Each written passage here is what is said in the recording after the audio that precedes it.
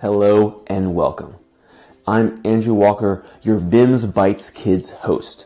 This year, we'll be taking a look at the undersea animal kingdom, all the animals, great and small, that make their homes beneath the waves, especially those that don't get a lot of shine. To kick off the year right, I'm taking a bite out of coral, the most interesting animal you thought was a rock. When a lot of people see coral, they assume it's a beautiful undersea plant or colorful rock formation.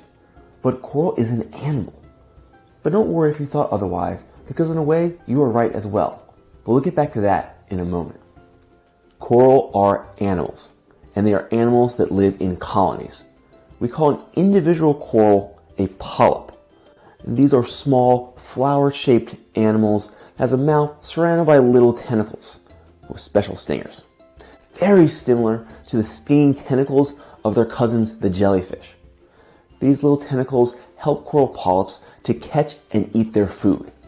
When we see coral, we are seeing thousands, if not millions, of little coral polyps all living together in a colony. Now, even though coral polyps can grab food and eat on their own, that's not where they get most of their energy. Instead, coral relies on little algae called zooxanthellae. These algae, you can think of them as tiny underwater plants. They live within the coral polyp and provide them with energy. Where does that energy come from? Zooxanthellae, like plants here on land, are able to make their own energy through photosynthesis. They take some energy from the sun, some carbon dioxide from their coral buddies, and pay them back with a little bit of sustaining sugar. And it's not just about the energy. Zooxanthellae is what gives coral its brilliant colors.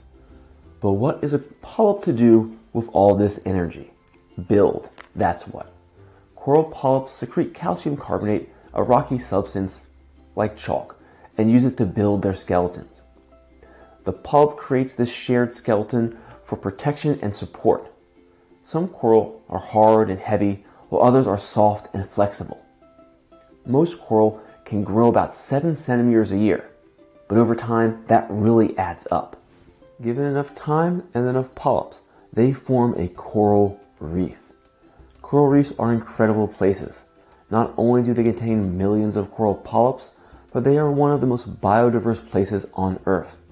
This means that many, many different kinds of animals call coral reefs home. Fish, sharks, sea turtles, and so much more make their homes on coral reefs. Some scientists estimate as many as 25% of all marine animal life live on coral reefs at some point in their lifetime. And healthy coral reefs aren't just important for these amazing animals. They are important for you and I as well. Many of the fish we eat spend parts of their lives on coral reefs. Reefs provide the shoreline with protection from waves and erosion, and are even the sources of many new medicines. Not bad for a little animal you might mistake for an undersea stone. And before we go today, I want to introduce you to some real black marine science scientists. Here's Dr. Camille Gaines. Dr. Gaines researches how coastal environments change and focuses on those changes in coral reefs. And here is Dr. Stanton Belford, who researches the biodiversity of undersea invertebrates, animals without backbones. Thank you so much for joining me today. I'm Andrew from BIMS Bites Kids. Don't forget to like, follow, and subscribe everything black in marine science. If you have any questions about coral or other undersea animals, feel free to email me at andrewtheeducator@gmail.com. I might be able to answer you on a future video. Now folks, stay curious, and I'll see you next month.